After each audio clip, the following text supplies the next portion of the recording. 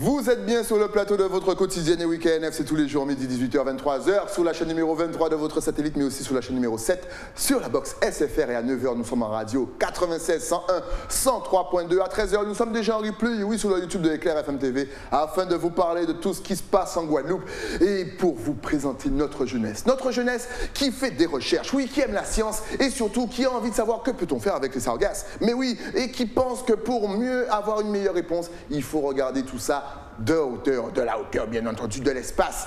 Et oui, pour parler de tout ça, parce que je suis sûr que vous n'avez rien compris de tout ce que j'ai dit, j'ai l'honneur de recevoir Victoria, qui n'est pas venue toute seule, tu es aussi venue avec Lucien.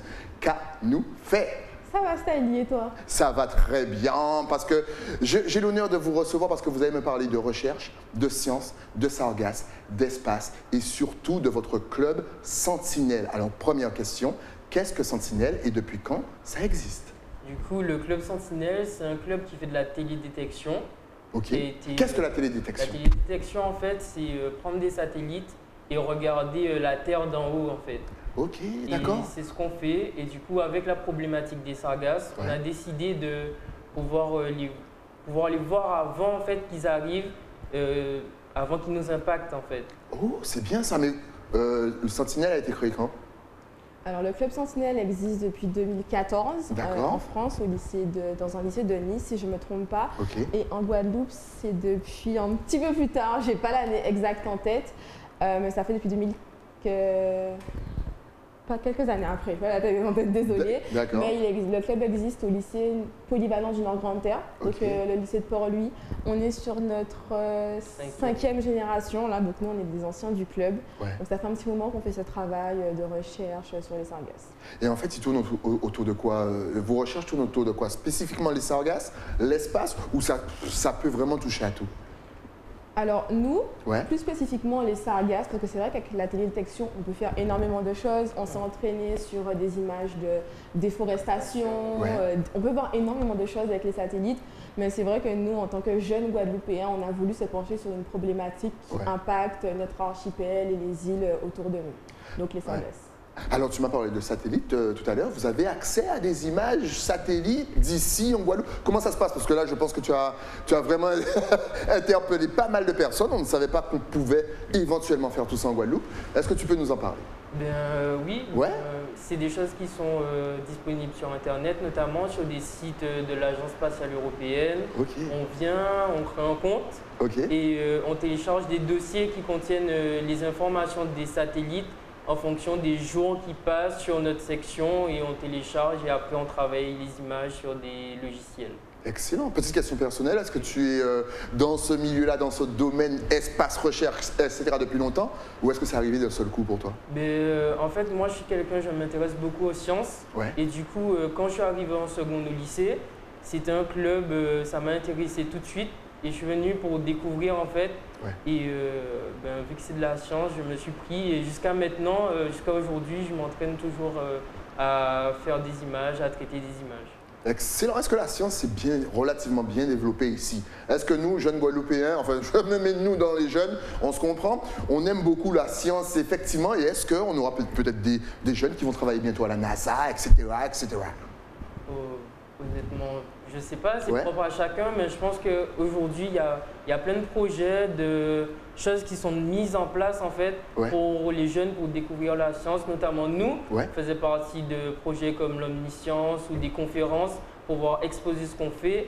Et on croisait d'autres élèves qui faisaient aussi des projets, par exemple en classe préparatoire, qui venaient exposer ce qu'ils avaient fait en sciences en fait. Du coup, je pense qu'en Guadeloupe, c'est pas mal niveau sciences. Alors, quels ont été, je dirais, on voit justement le Thomas Pesquet qui nous avait donné une image de la Guadeloupe de l'espace qui était redoutable justement. Est-ce que vous avez eu l'occasion d'échanger avec des professionnels comme lui, avec d'autres îles, comme la Martinique, Saint-Martin, peut-être même Barbade, en fait toutes les îles de la Caraïbe qui sont un petit peu impactées par les sargasses? Alors, c'est vrai qu'on a eu la chance de rencontrer Thomas Pesquet il y a quelques jours, mais je dirais qu'on a quand même la chance dans notre club d'avoir des parrains, notamment M. Esclain et Jörg Lichtenegger, qui sont quand même un petit peu des pointures dans leur domaine. Alors, un de nos parrains, donc Jörg Lichtenegger, il a travaillé plus de 30 ans à l'ESA, justement, à l'Agence spatiale européenne. Et c'est vrai que du coup, on a déjà ce parrain qui nous suit tout le temps dans nos travaux, dans nos recherches, qui nous aide beaucoup, qui est quelqu'un qui est du coup calé dans son domaine. On a pu échanger avec... Oui, on a pu échanger avec d'autres scientifiques aussi, de d'autres horizons. On a pu rencontrer des prix Nobel de médecine, vraiment énormément de gens. On a pu rencontrer l'astronaute Thomas Pesquet il n'y a pas très longtemps. Il y a vendredi en fait, vendredi après-midi. Donc c'est vrai que oui, ça ouvre quand même pas mal de portes. Ou même par rapport au concours tel que Damien en a parlé, Omniscience ou autre, comme on y était présent, même la semaine des maths.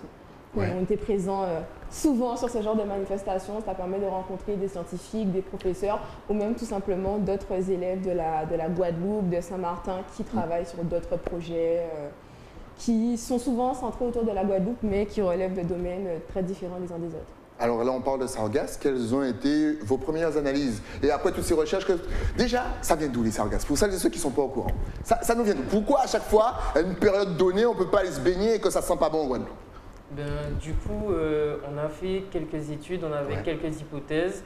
En fait, il faut savoir qu'il y a une mer des Sargasses qui est située au nord de l'Amérique, en fait, dans l'océan Atlantique. Il y avait une première hypothèse avec les courants, qu'elle venait s'échouer, qu'elle faisait un cycle, en fait, qu'elle passait par l'Europe, qu'elle descendait par l'Afrique, et puis elle remontait en longeant la côte de l'Amérique pour venir nous atteindre. Et en fait, après, quelques études ont montré qu'avec la déforestation, les nutriments et les activités minières en Afrique et en Afrique du Sud, tous ces nutriments, ces métaux lourds, quand ils se déversent dans l'Amazone avec les pluies, du coup, ça crée un environnement propre, ça crée un environnement où il y a plein de nutriments, plein de bonnes choses, que les sargasses aiment bien, c'est très acide, plein de polluants.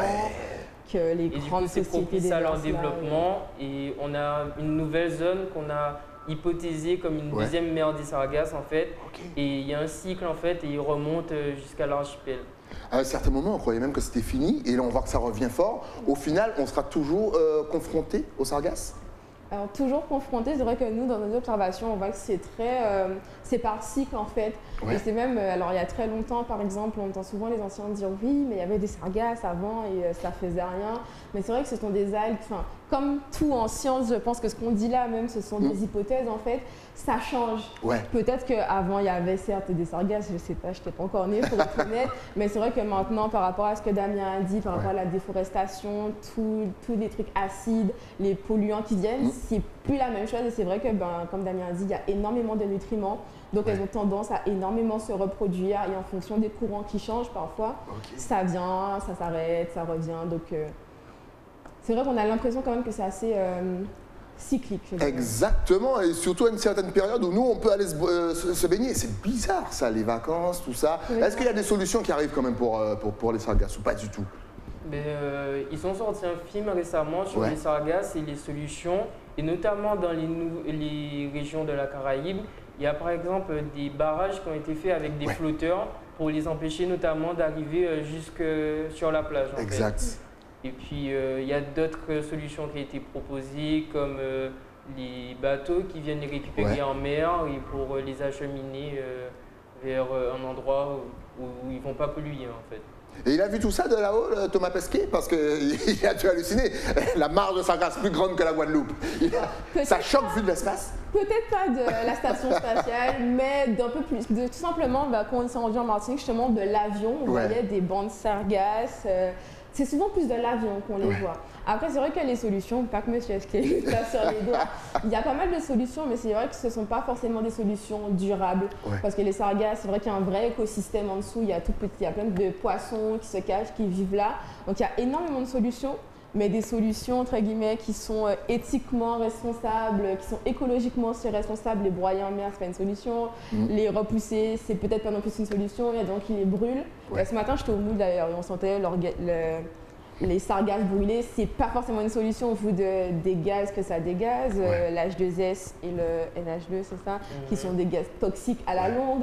Il y en a qui en font On a vu à la Sargaspo des gens qui en font des assiettes, du papier, du compost, plein de choses. Mais c'est vrai que des fois, on se pose des questions, un peu comme la question du chlordécone où il y a eu récemment, ok, le chlordécone, ça empoisonne les gens sur le long terme. Dans les sargasses, il y a des métaux lourds, Damien l'a dit, des choses toxiques. Et peut-être que mettre ça dans les plantations tout le temps, c'est peut-être pas la bonne solution non plus. Exactement. Quelle solution Quels sont les objectifs et les projets pour cette fin d'année, puisqu'on est déjà en juin-juillet, du Club Sentinelle? Est-ce que vous avez d'autres projets? Est-ce que pour l'instant, vous êtes concentré vraiment sur les sargasses? Dites-nous tout. Nous, c'est principalement les sargasses. On continue à former de nouveaux membres du club, en fait. C'est ce qu'on fait. Et du coup, c'est ça, chaque année, pour l'instant, c'est prendre des images et les traiter, pas laisser les clubs mourir aussi. Ce qu'on sait faire. D'avoir des jeunes aussi qui viennent derrière au lycée, parce que du coup, c'est vrai que par exemple, Damien il part bientôt, on n'est plus forcément au lycée, donc d'avoir des jeunes, les former et les former sur tout ce qu'on fait justement sur les images satellites. Les logiciels qu'on utilise sont des logiciels qui sont techniquement compliqué, lourd à utiliser. C'est vrai que les premières fois qu'on les a fait tourner, ça prend 30 minutes à charger tellement c'est lourd. ADSL en 1990. Ok, d'accord. Donc aussi former d'autres jeunes pour qu'ils puissent avoir ses capacités, ses connaissances et ses compétences sur les outils qu'on utilise, donc les satellites et autres.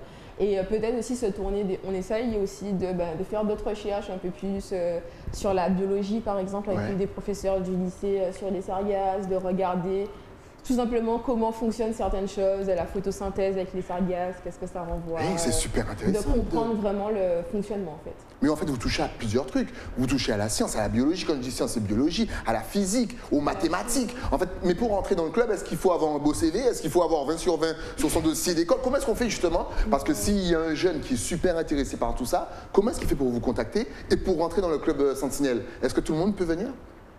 Alors pour nous contacter, de toute façon, vous allez voir l'adresse. Oui, à la fin, mais si on veut rentrer dans le club, comment on fait? Alors rentrer dans le club, le truc qui est peut-être délicat, c'est qu'il faudrait être au lycée Polyvalence du Nord Grande. D'accord, donc ça c'est un.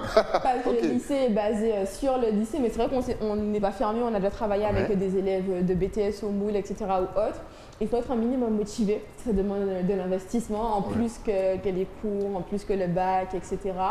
Et être intéressé par les sciences et peut-être aussi un peu par tout ce qui est espace, satellite, compétences. C'est très technique. Enfin, c'est des sciences, mais c'est quand même très technique. Aimer les mathématiques, parce qu'on n'en a pas parlé, mais on en fait parce qu'on fait beaucoup de prévisions d'arrivée de sargasses et ça demande de faire des calculs. Exact.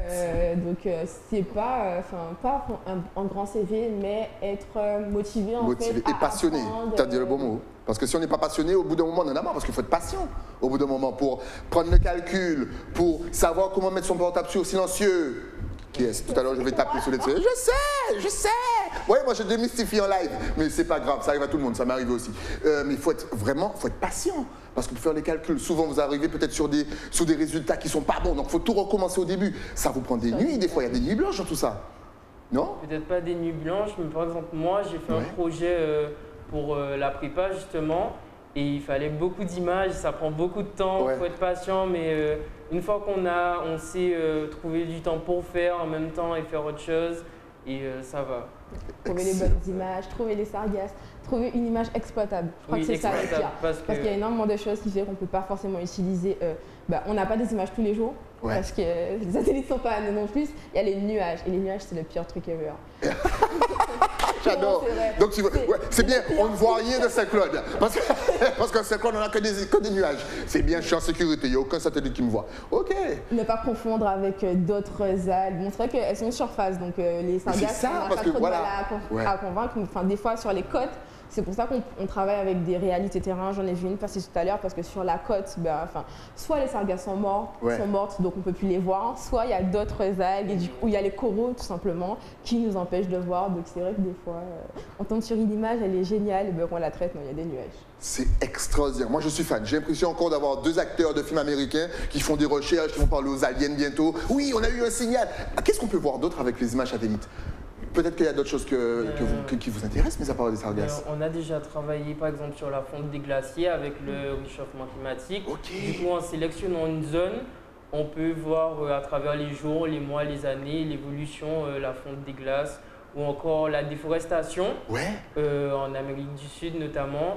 Et par exemple, vu qu'on rentre en période de canicule, les feux de forêt. on peut suivre les feux de forêt avec la télédétection du coup. En fait, si j'ai besoin de savoir ce qui se passe dans le monde, je t'appelle. Oui. Il est au courant de tout.